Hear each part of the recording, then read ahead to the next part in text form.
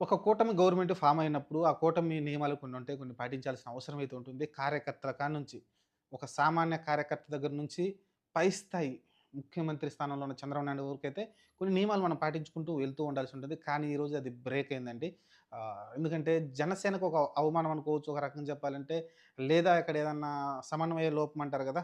అది కరెక్ట్‌గా కోఆర్డినేషన్ సరిగ్గా చేయలేదా లోకేష్? ఎందుకంటే ఇలాంటి విషయాలన్నీ లోకేషే చూసుకుంటా ఉంటాడు. ఎక్కువగా చంద్రబాబు నాయుడు గారు చూసుకుంటారు. కానీ ఇక్కడ కలిసి లోకేష్ గారు కొంచెం అజాగ్రత్తగా ఉన్నారు. ఏం జరిగిందో గాని, ఏదైతే మేయర్, డిప్యూటీ మేయర్ ఏదైతే ఉందో విశాఖపట్నంకి సంబంధించి దానికి ఈ రోజు ఒక ఆహ్, రావాలి వాళ్ళందరూ వచ్చేసి వార్డ్ మెంబర్‌లు ఎవరైతే ఉంటారో వాళ్ళందరూ వచ్చేసైతే కండక్ట్ చేయాలి. ఓట్లయితే వేయాల్సి ఉంటుంది. వాళ్ళైతే రాలేదండి.